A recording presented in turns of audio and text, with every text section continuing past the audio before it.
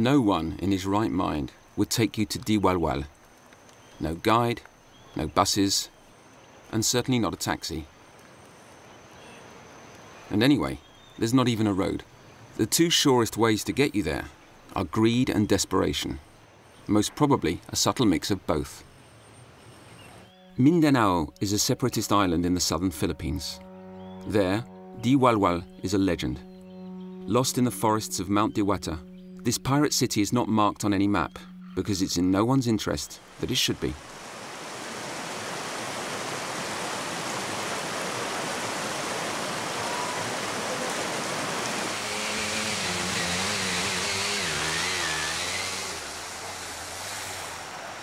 Arriving in Diwalwal, I discovered a huge pile of metal, rust and wood. According to my information, at least 40,000 people live there.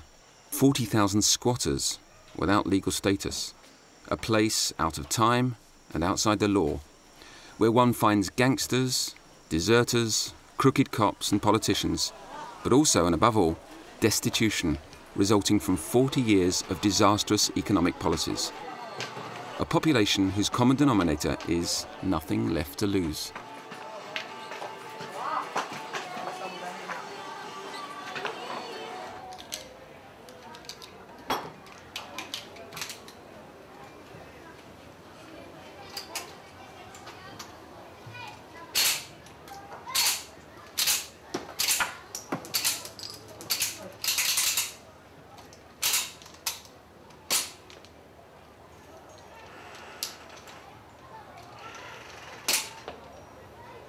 I have two partners, Digad and Digan. I soon met Franco Tito. He's the barangay captain, one could say the sheriff of Diwalwal. At 50, he's surprised to be still alive. He has escaped 7 assassination attempts. When he came here for the first time 25 years ago, he was hired as a goon, serving a mine owner. Some of the miners hired some goons in Davao City. I was one of them. That is my work.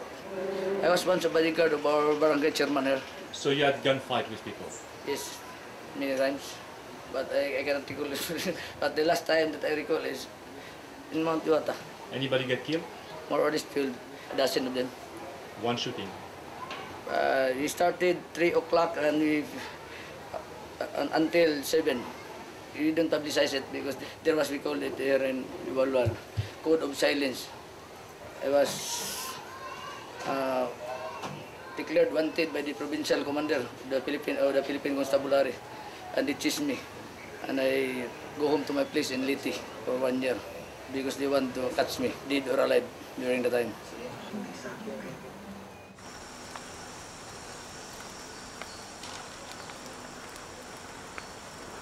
At that time, in the midst of anarchy and gangland rule, where politics and gold business were mixing, 3 dominant groups emerged.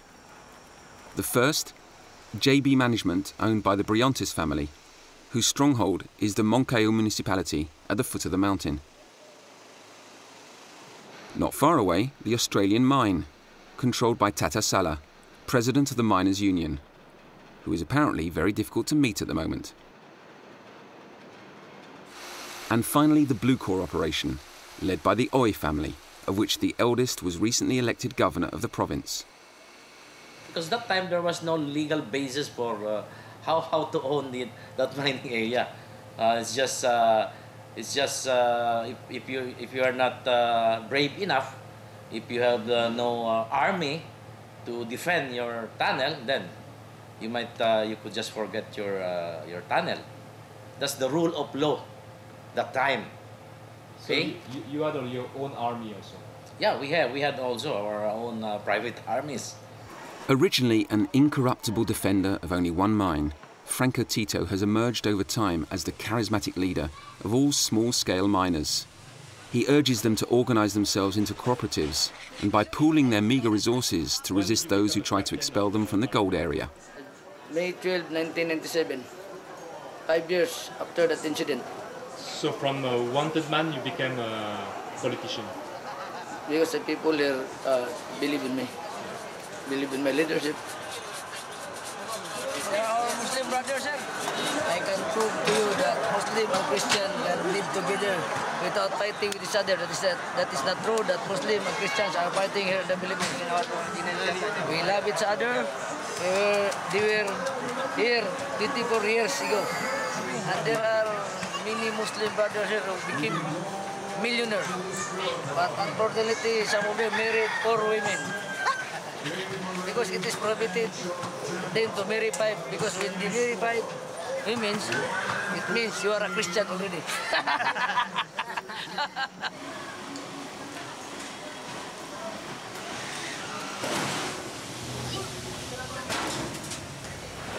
Today in Diwalwal, the tens of thousands of miners have basically only 2 options: to be employed by the big groups, or to dig the mountain independently at random with no permit, no plan, and usually no equipment either.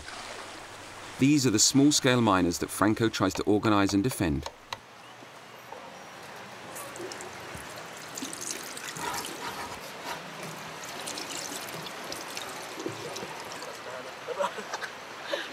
Yes, gold. This is one of my mining operation. I started it 2 years ago. There are around 50 people inside working, and they receive 70% of the production, and the remaining 30% goes to the management. And until now, we have only a barangay permit, no permit from national government. So you might be kicked out one day. I don't think so. We will fight. We will fight for the rights of the Filipino people, because it's the doctrine of the doctrine that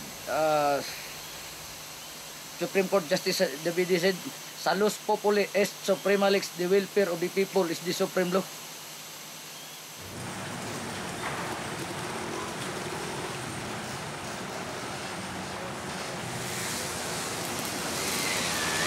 The intermediate option between wage labour and independent mining is to get a concession within the large mines.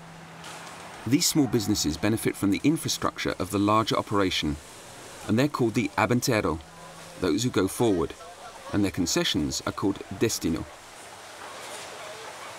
The ore mined by the abantero is passed out of the tunnels by wagons.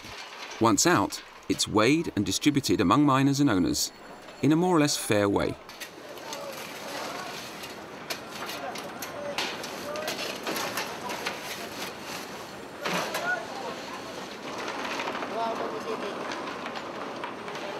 Part of this will be given to the abateros, the miners. Yeah. What is the share? 40-60. 40-60. 60 sa matiro. 40. 40 for the miners and then 60 for the management. No. 50-50. 50-50. Equals 50 for the management and then 50 for the miners.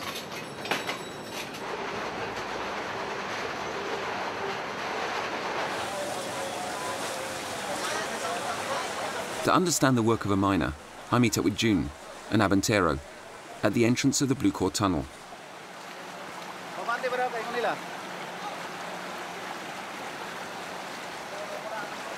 June surprises me.